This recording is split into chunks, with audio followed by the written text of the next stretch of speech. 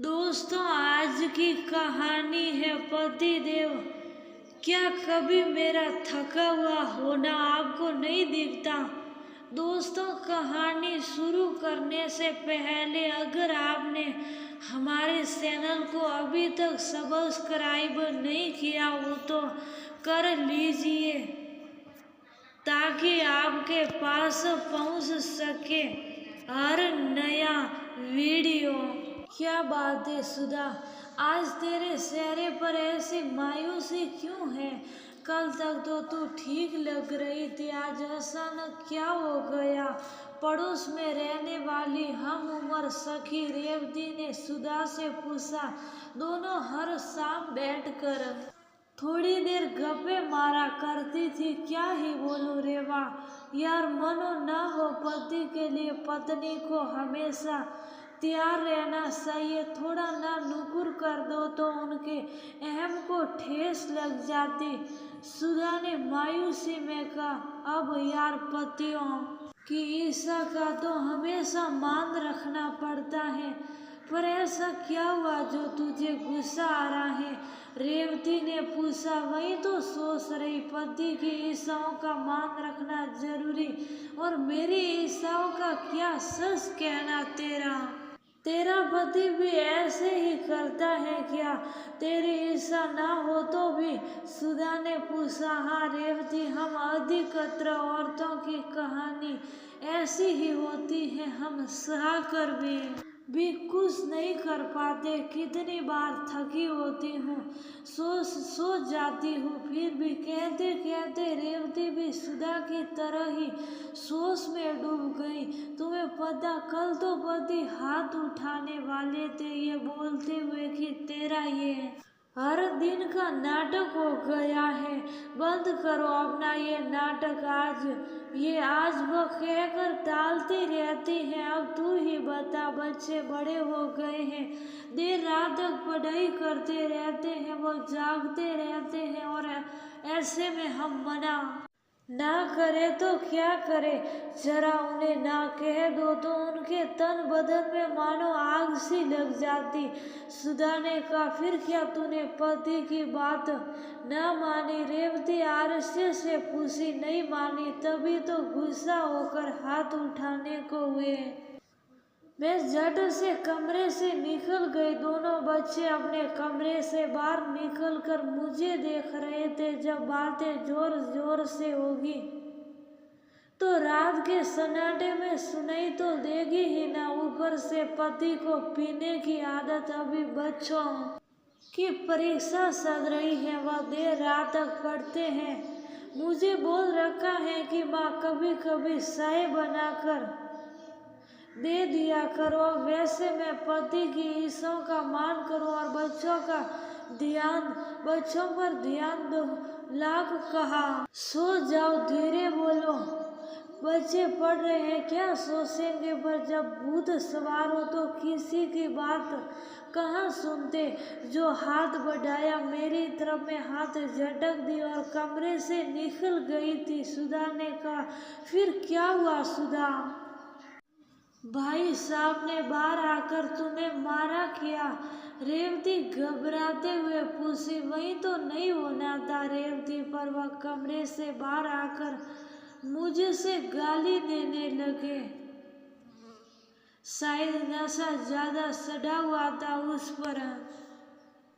मेरे बच्चे बीच में आकर पापा को रोकने लगे, दोनों को धक्का दे दिया। रेवती तो मैं बिफर पड़ी थी, कहती। सुधा का चेहरा तमाशा गया, मानो रात की याद उसे अभी अभी होने का एहसास करवा रही थी।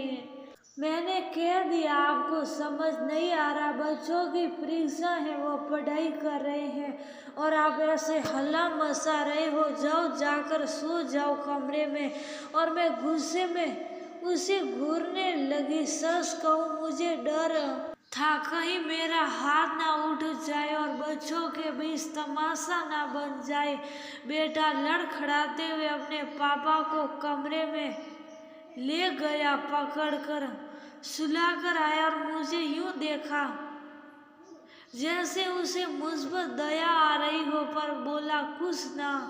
तू ही बता, 20 और 18 साल के बच्चे क्या समझदार नहीं होते?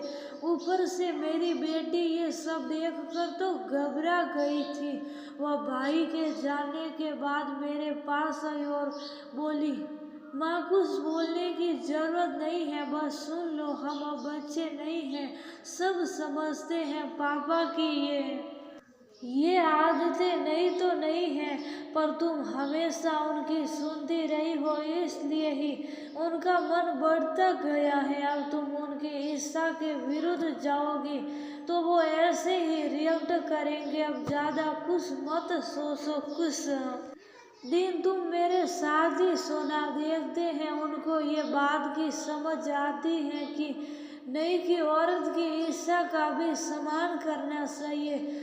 जानती है रेवती, बेटी का इतना ही बोलना काफी था।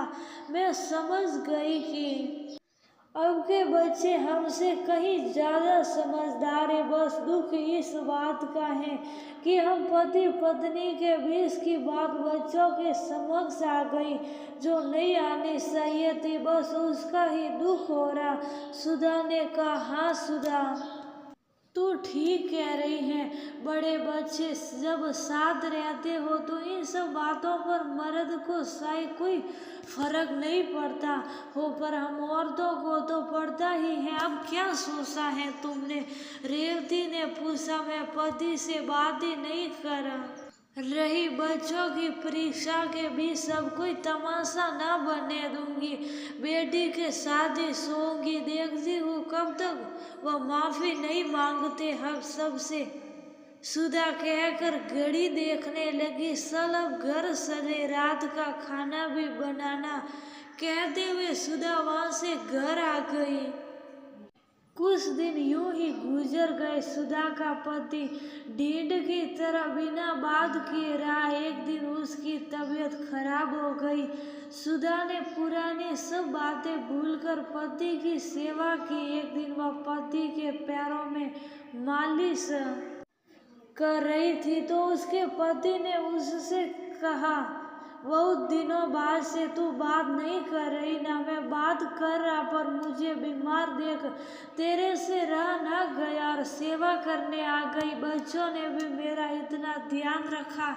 ये बात मैंने तो तुम सबके साथ बुरा सलूक किया, फिर भी, हाँ फिर भी, क्योंकि हम सब आपका मान करते हैं, आपसे प्यार करते हैं, बस इसलिए। सुधा संक्षिप्त उत्तर दे शुभ हो गई। मैं भी तो प्यार करता हूँ तुम सबसे। सुधा के पति ने कहा, प्यार करते हो पर हम सबकी इच्छा का मान नहीं करते क्या? कभी मेरा थका हुआ होना आपको नहीं दिखता? पर जब मैं कभी आपसे कुछ कहती हूँ आप कह देते थका हुआ हूँ, व्यस्त हूँ। तो क्या मैं आपसे जबरदस्ती करती नहीं ना? बस वही मैं आपसे चाहती हूँ।